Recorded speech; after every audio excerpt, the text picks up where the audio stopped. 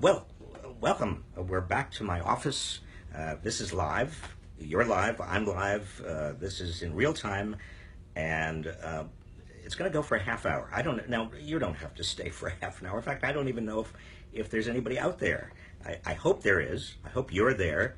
The opportunity is for us to have a chance to talk. Really, for me to answer your questions.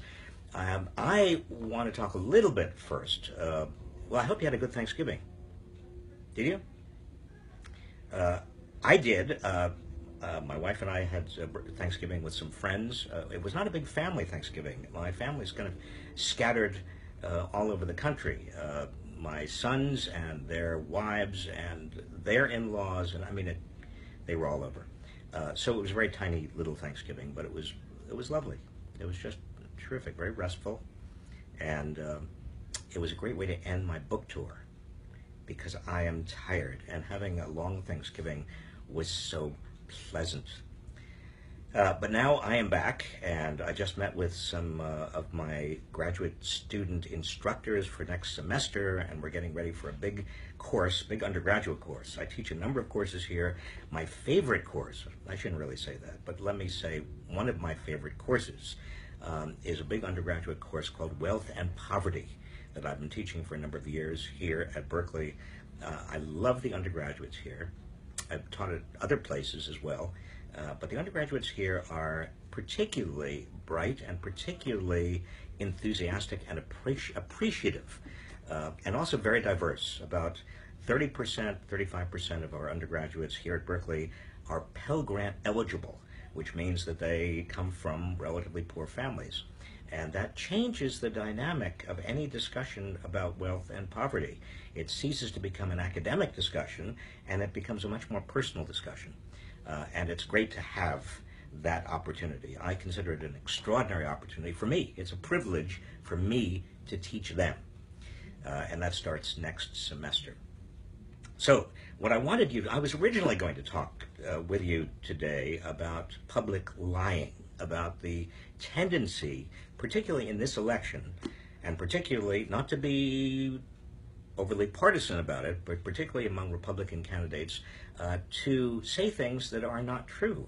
And this is especially true of Donald Trump, who seems to decide that the truth doesn't matter. I mean, that the truth really is almost an impediment to making the points he wants to make. I have never in my lifetime encountered a leading candidate for President of the United States who tells such outright and bold-faced lies. And he seems to do it with impunity. I mean, the press has not really called him out. I mean, occasionally they say that he did not have credible backing for that particular statement, or his this particular statement may not have been exactly correct, or it was incorrect, but they are lies. I would like the media to use the term lies, L-I-E-S, in describing what Donald Trump is getting away with, and he thinks he can get away with it. He can say there are thousands of Arabs that he heard, Arab Americans in Jersey, cheering when the Twin Towers went down. He said just a couple of days ago that he had a meeting with black ministers in which they expressed it was a love-in. They expressed love for him, and he loved them. Well, the fact of the matter is that those black ministers, really, most of them who have expressed anything to the media about what happened in that meeting, said that they criticized Donald Trump for some of the things he has said about African Americans over the course of the campaign, and that he has basically lied when he says that most murders of whites occurred by African Americans, or that, and he's insightful with his lies. I mean, when he says that that particular Black Lives Matter protester who came to his rally not long ago in Birmingham, Alabama, was roughed up and punched and kicked by his supporters, when Donald Trump said that he may have deserved it, well, that is insightful. It's bad enough to lie if you're a presidential candidate. Is doubly bad to lie in a way that incites violence, that contributes to legitimizing violence.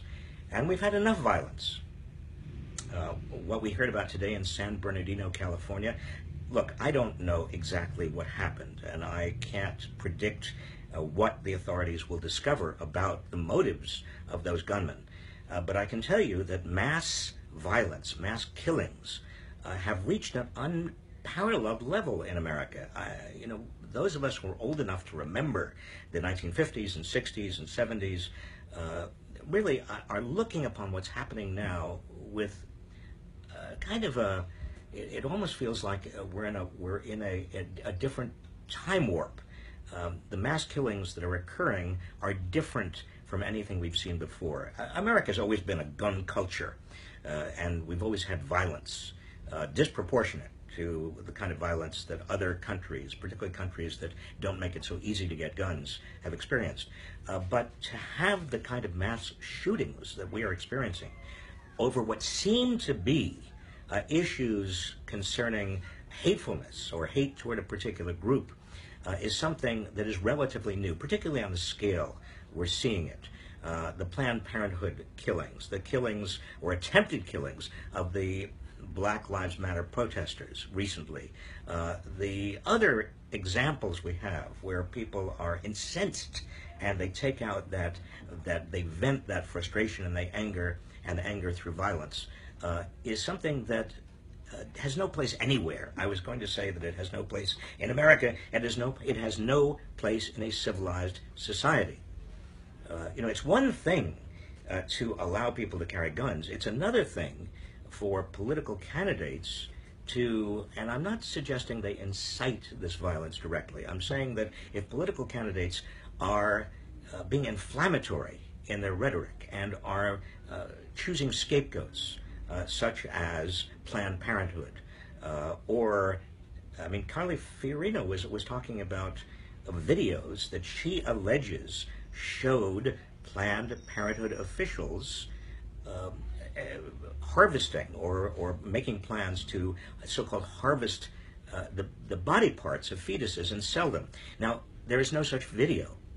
And Carly Fiorina was told over and over again that there was no substantiation for that allegation. She continues to allege it. So does Ben Carson. So has Donald Trump. And so when you get the kind of violence we've had, that violence is not, and I don't want to blame these candidates directly. I want to say that they're contributing to a climate of hate, a climate of anger. And that combined with easy access to guns, not just handguns, but all kinds of guns, but essentially machine guns.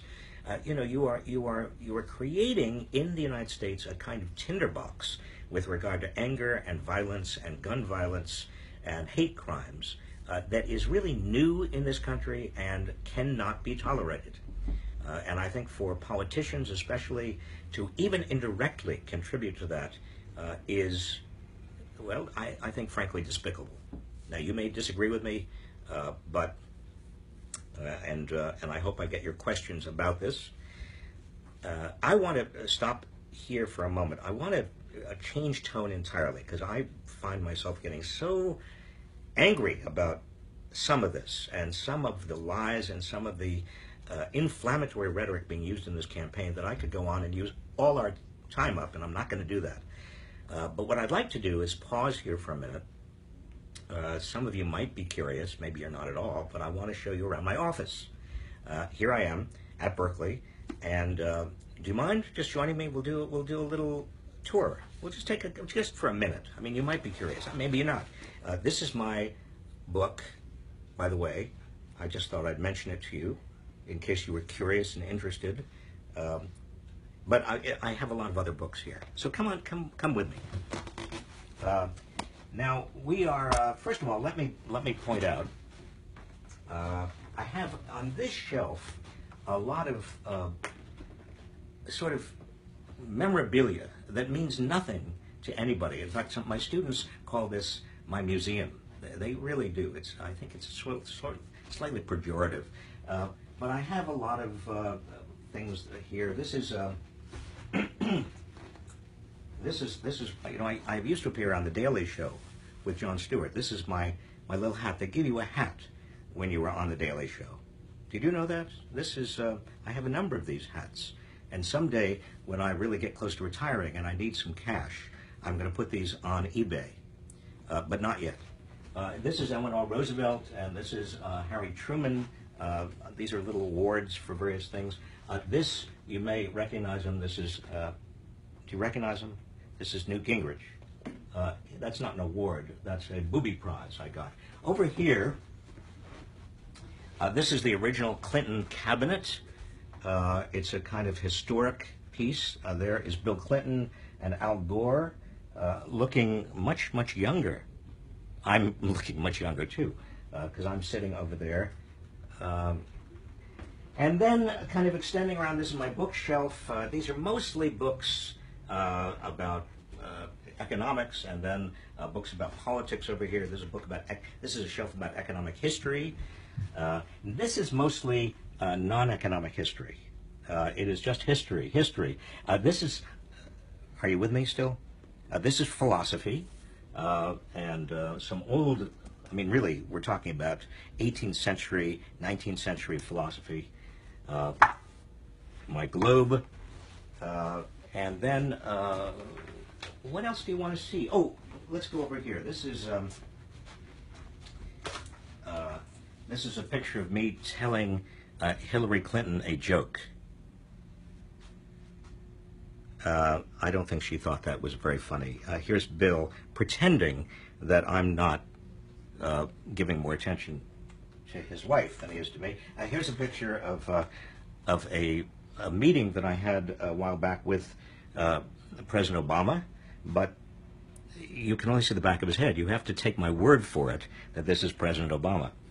Why does the White House photographer take the back of the president's head? I mean, what's the point of that?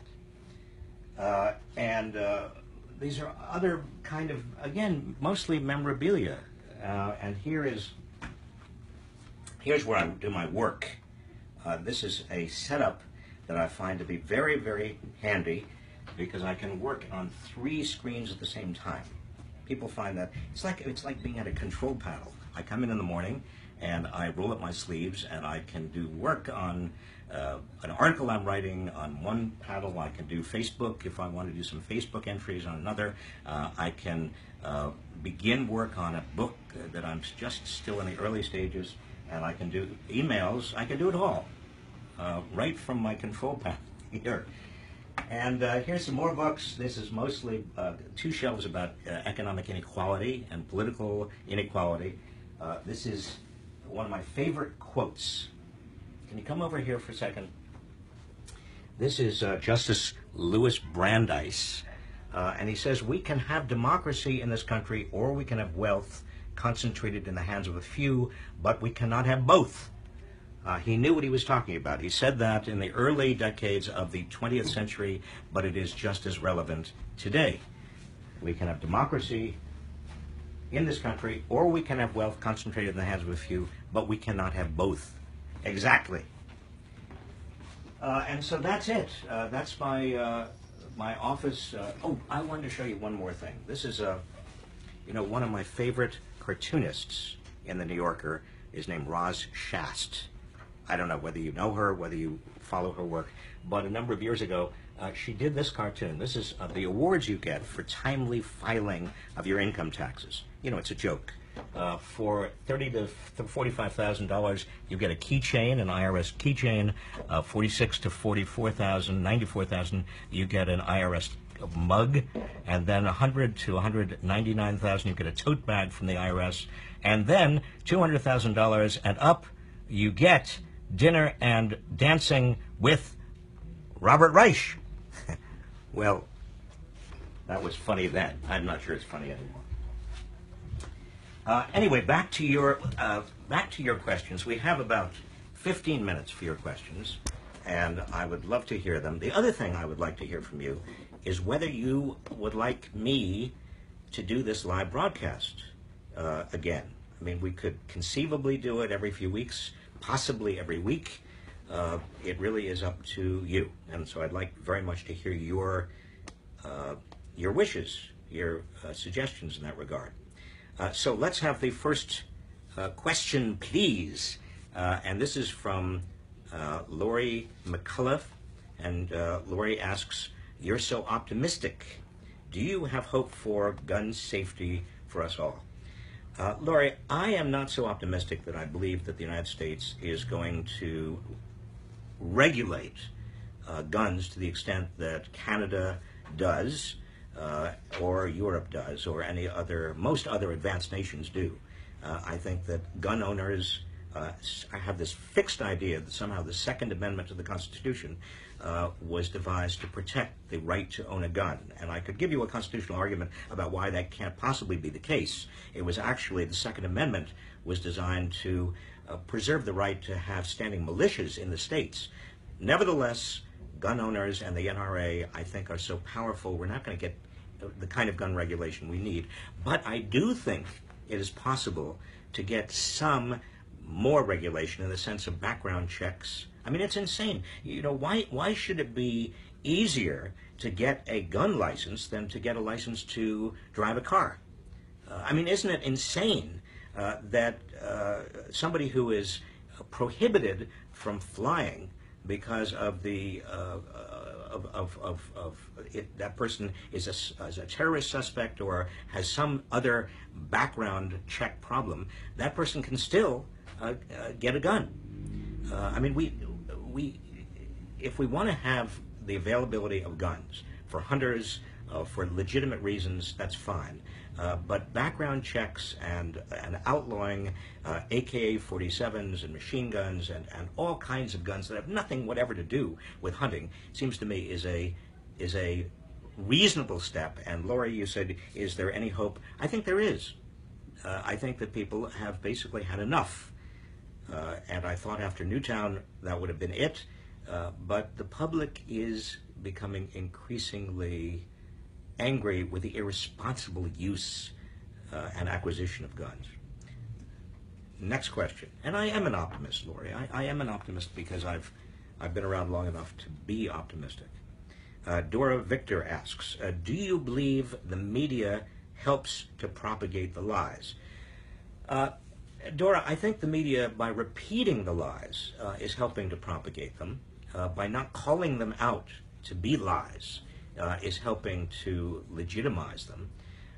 I think that you have certain media like Fox News that are responsible for repeating the lies and not even noting that they are incorrect, and also using inflammatory language that is very divisive and gets people very angry with each other. And the combination, as I said before, the lies and the inflammatory language is a kind of toxic mixture. So the media help to propagate the lies. Yes, in a sense, the media do.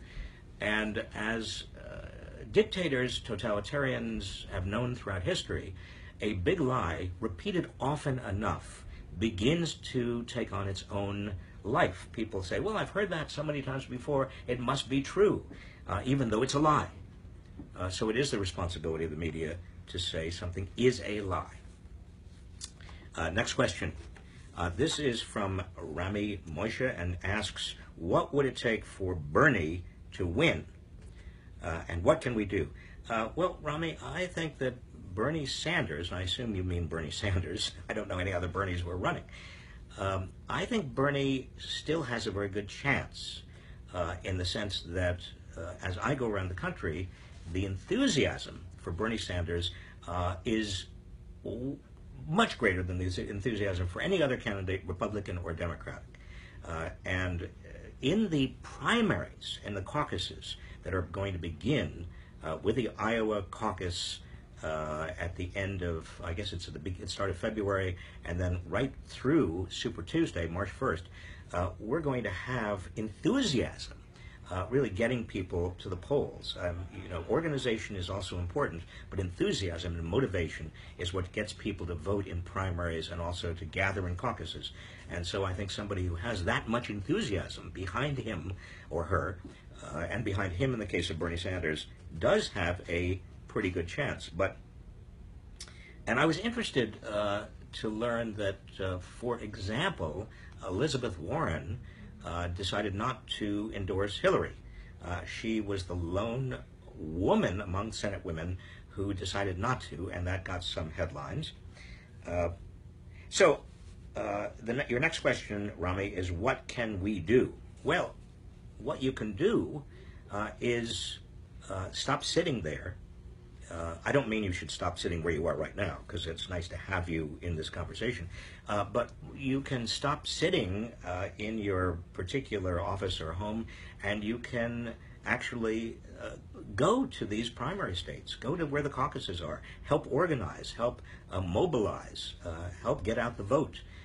Citizenship, as I have said sometimes before, is not simply a matter of voting and of paying taxes and of serving on juries. Citizenship really demands from all of us much more engagement, much more activity. And given that the public is now geographically divided between red states and blue states, and red districts and blue districts, it's very important for us to get out of our comfort zones, literally, and move to where the key primary contests are going to be held. And then, after the primaries are over, don't give up. There's still going to be need for you. Regardless of who becomes the Democratic or Republican candidates, you still have to be involved.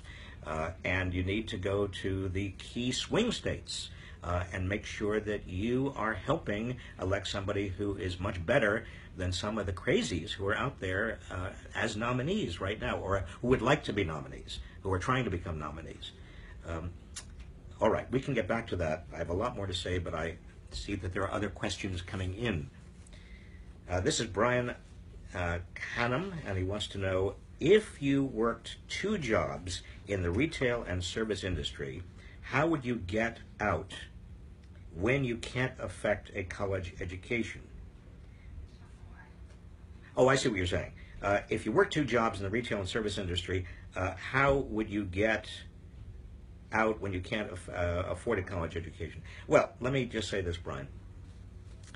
A college education today, in my way of thinking, is overly... there's too much emphasis on the necessity that everybody has to get a college education. In my experience, if somebody is very good at doing something, they have every chance of getting a good job and having a good career, even without a college education. Now, the big advantage of going to a good college, a college that has some prestige attached to it, is not only do you get a diploma that gives you a brand name, a kind of a diploma that carries some weight, but you also have connections. And the big disadvantage of not having a college education is you can't say, well, I'm a college graduate. You don't have all those connections into the world of work. But I have come across so many people who have done so well without a college degree, without a college education. It is true, it's hard to get that first job. It's hard to get your first step on a career ladder, but there aren't any careers any longer. People, have in their heads the notion that we're still back 20 or 30 or 40 years ago when there were career paths. These days there are not career paths. If you have command over a particular domain of knowledge or a particular skill, if you are very good at doing something, and word gets out, and word will get out, then you will get jobs, and you can build on that personal experience. You can continue to learn. Everybody has to continue to learn on the job anyway. And so I would not be too disappointed and feel personally disabled if you can't get a college degree. Let's have the next question. This is from Joshua Nussbaum, who asks, what is your next book going to be about? Well, I never talk about my books before I write them. But here's what I'm thinking about. You tell me if you would think this is interesting. I'm thinking about more of a memoir about my growing up and my early experiences, particularly as they reflected my political ideas and values and sort of what happened in the 50s and 60s and 70s, not only to influence me, but to influence the nation. A kind of a memoir that is also a story of a particular time, a particular place, an explanation of what happened to this country. Why did we go from a relatively liberal country in which more and more people were riding an upward escalator between the Second World War and 1980, in which we were at least striving to widen the circle of prosperity, to a country that since 1981 has moved in the exact opposite direction, where we took a big U-turn. Why did that happen, and what experiences did I have along the way that might explain that? And I'm thinking about entitling the book Coming Up Short. What do you think? Just an idea. All right, Wanda Short Henton says, would like to hear you talk about gerrymandering and how it predetermines elections. Well, Wanda, there has been gerrymandering in America for generations, but what we've seen since particularly the last census, and particularly since Republican legislators, and Democrats have done this as well. I don't want to pick only on Republicans here, but Republicans have done it almost scientifically since they've taken over state houses. They have managed to draw districts, and this is state districts and voting districts, congressional districts as well, in ways that keep all of the Democrats, or in many cases, all of African Americans together in one district or a few districts, and then give Republicans or whites a majority status by designing other districts so that they have a majority. So it's possible through that careful gerrymandering, you create districts that look like jigsaw puzzles, weird shaped. You can possibly take a Democratic majority state or a Democratic majority city, or you could take a black majority district or city, and you could turn it into a Republican or a white majority, just simply by the design of the districts. What has to happen, and here California has done, I think, very important work, other states are trying the same thing, is to take the districting and the design of districting out from under the hands of the politicians, put it in the hands of commissions that are public commissions, that are citizen commissions, that do districts that are contiguous. And by that I mean that they look like you would expect a congressional or any kind of other district to look. They have symmetry, and they don't look like they are what they are very often, and that is gerrymandered to put some people in and get other people out. You've got to districting is very important. You've got to take it out from under the hands of the politicians. Common Cause, by the way, the organization, the wonderful organization of which I chair, has chapters in many states. California Common Cause was very instrumental in getting that change here in California. Okay, Stevie Hackney, you ask, do you think there will be any real visible change from the climate talks in Paris? I do. I already see change coming, and the change is not so much the talks themselves. I mean, when you have a international conference like we're seeing in Paris already, most of the groundwork has been done. You have every nation's representatives. They've been getting together behind the scenes. They've been working with their politicians and trying to see how far their nation can go in making a commitment to reduction of carbon and other emissions that are causing global climate change. And what's happening in Paris right now is really putting the finishing touches on it.